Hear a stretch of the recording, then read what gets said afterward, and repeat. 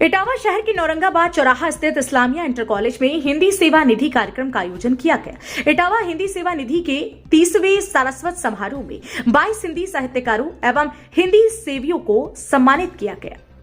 कार्यक्रम के अध्यक्ष व न्यायमूर्ति सुधीर अग्रवाल ने कहा कि हिंदी का विकास तब तक नहीं हो सकता जब तक कि शिक्षा के स्तर पर सुधार नहीं होता। उसके लिए जो सरकारी स्कूल के संचालक या व्यवस्थापकों के बच्चे सरकारी स्कूल में पढ़ने नहीं जाते। भारत रत्न लता मंगेशकर स्मृति हिंदी सेवा सम्मान मिला IGT विजेता इशिता विश्वकर्मा को। प्रख्यात गायिका IGT विजेता इशिता विश्वकर्मा को भारत रत्न लता मंगेशकर स्मृति हिंदी सेवा सम्मान से सम्मानित किया गया। मीडिया को दिए साक्षात्कार में इशिता ने इटावा की जनता को नमस्कार करते हुए कहा, मैं पहले भी आ चुकी हूं इटावा, मुझे यहां आकर बहुत ही गौरवान्वित महसूस होता है। आगे उन्होंने कहा कि लोगों ने यह प्रमाणित किया कि उर्दू, फ्रेंच, अंग्रेजी ये हमारा हुनर हो सकती है, पर हिंदी हमारी मातृभाषा है। इस मौके पर साहित्य भूषण कवि उदय प्रताप सिंह, प्रख्यात कवि पद्मश्री लीलाधर गुड़ी, समालोचक डॉक्टर रमाकांत शर्मा, शिक्षाविद पीयूष रंजन, चिकित्साविद डॉक्टर विनोद जैन, देश रत्न सिन्हा, न्यायमूर्ति Gautam Chaudhary, doctor Anita Kapoor California, film निर्देशक विनोद गनात्रा मुंबई, शायरा शबीना अदीब, विचारक सुधींद्र भदौरिया, गायिका इशिता विश्वकर्मा मुंबई, अंतर्राष्ट्रीय समाजसेवी डॉक्टर रंजना कुमारी दिल्ली, पूर्व सांसद राजनीति प्रसाद सिंह नालंदा, मोतीलाल गुप्ता मुंबई, 9 पत्रकार श्याम कुमार लखनऊ आदि को सम्मानित किया गया। इटावा से रवि कुमार अग्निहोत्री की रिपोर्ट। जनता को लेकर मुझे आज बहुत अच्छा लग रहा है और बहुत गौरवान्वित महसूस हो रहा है। सिर्फ इसलिए नहीं कि उन्होंने हिंदी को आज इस तरीके से इस उपलक्ष्य के ऊपर सेलिब्रेट किया है, उत्साह मनाया है और इस तरीके से वो इसको आगे बढ़ा रहे, अपनी पीढ़ियों को दे रहे हैं। लेकिन ये जो योगदान सभी ने मिलकर दिया है, ये बहुत ही ज़्यादा मुझे कल्याणकारी लगा और बहुत अच्छा लगा। क्योंकि बाकी सभी क्षेत्रों में अगर देखा जाए तो इसकी काफ़ी कमी है और बहुत कम लोग हैं जो इस फील्ड में या इस मोटिव के लिए भी कुछ कर रहे हैं। तो मुझे बहुत गर्व महसूस हुआ यहाँ आकर। धन्यवाद।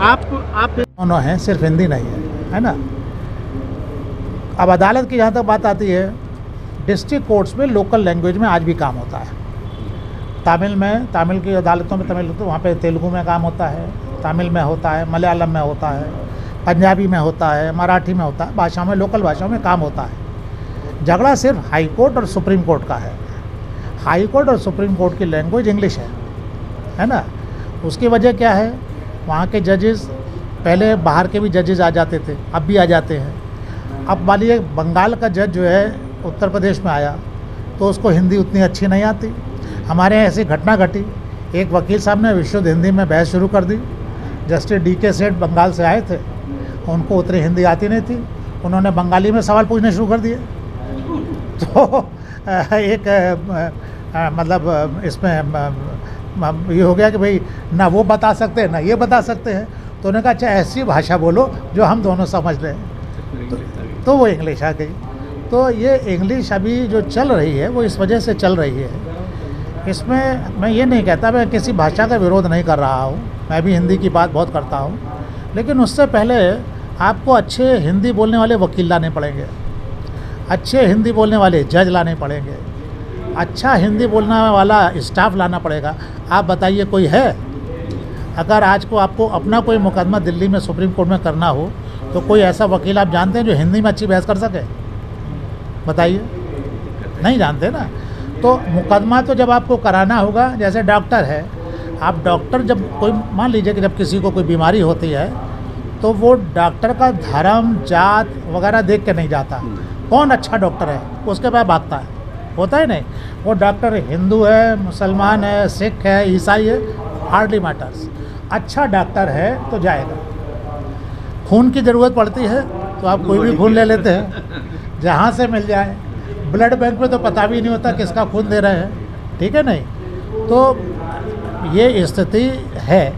जब तक आप अच्छे हिंदी भाषाई जो है, ये जो प्रोफेशनल्स हैं, इनको तैयार नहीं करेंगे तो काम नहीं हो सकता।